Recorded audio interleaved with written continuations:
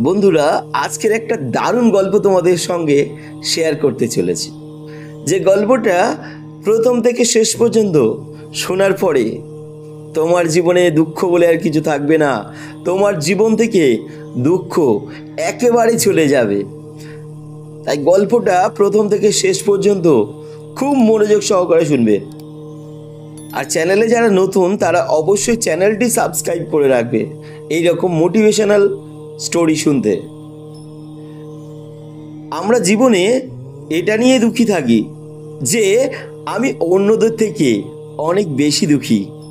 জীবনে কষ্ট সব থেকে বেশি আমার।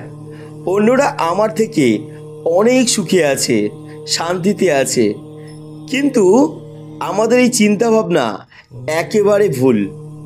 ভগবান আমাদের জন্মের সাথে সাথে জীবনে ভালোভাবে বেঁচে থাকার জন্য যা যা প্রয়োজন সব কিছু দিয়ে পাঠিয়েছে এই পৃথিবীতে।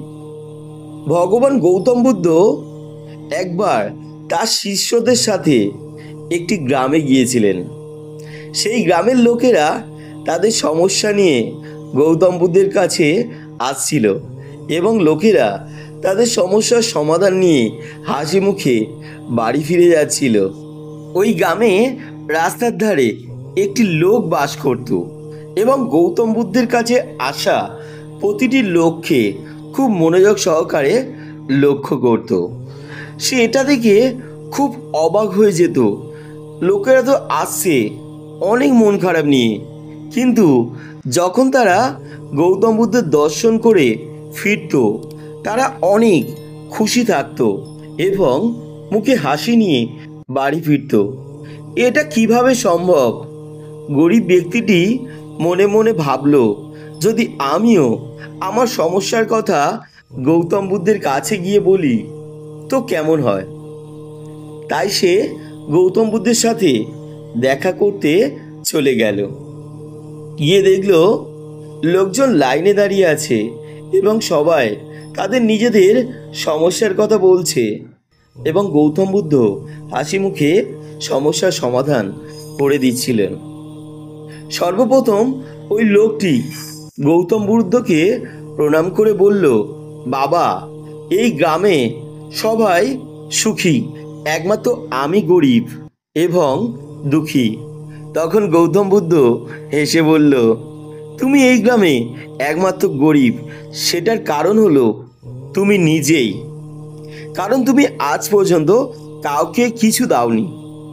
গৌতম বুদ্ধের এই কথা শুনে লোকটি অবাক হয়ে গেল এবং সে গৌতম বুদ্ধকে বলল, বাবা, আমি গরিব, অন্যকে দেওয়ার মতো আমার কাছে কি আছে?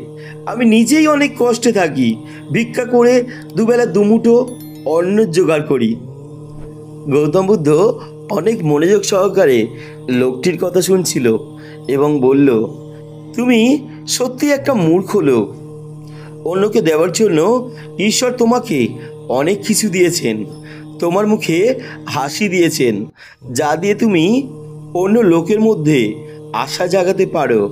তোমার মুখ দিয়েছে যা দিয়ে তুমি অন্যদের সাথে মিষ্টি কথা বলতে পারো, অন্যের প্রশংসা করতে পারো। ঈশ্বর তোমাকে দুটো হাত দিয়েছেন যা দিয়ে তুমি অন্য লোকের সাহায্য করতে পারো। আর ঈশ্বর এই তিনটি জিনিস যাকে দিয়েছেন সে কখনো গরিব হতে পারে না। গরিব তো মানুষ নিজের মন থেকে হয়ে যায়।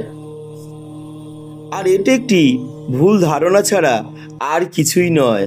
আর এই ভুল ধারণা আমাদের জীবন থেকে দূর করাটাই আমাদের উদ্দেশ্য হওয়া দরকার। গৌতম বুদ্ধ লোকটিকে বলল, যদি তুমি তোমার মনে গরিব হওয়া ও টাকা না হওয়া চিন্তা আসতে দাও, তাহলে সেটা তোমার গরিব হওয়ার কারণ হবে।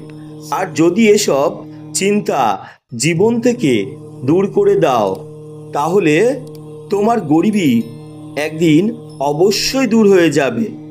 গৌতম বুদ্ধের এই কথাটি শুনে ওই গরিব ব্যক্তিটির মনে হাসি ফুটে ওঠে এবং ওই ব্যক্তিটি গৌতম বুদ্ধের এই উপদেশগুলি নিজের জীবনে পালন করে, যার কারণে সে কখনো দুঃখী হয়নি। তো গল্পটা কেমন লাগলো অবশ্যই কমেন্টস করে জানিও। আর এই রকম ভিডিও পেতে আমার চ্যানেলটি সাবস্ক্রাইব করে পাশে থেকো। ধন্যবাদ।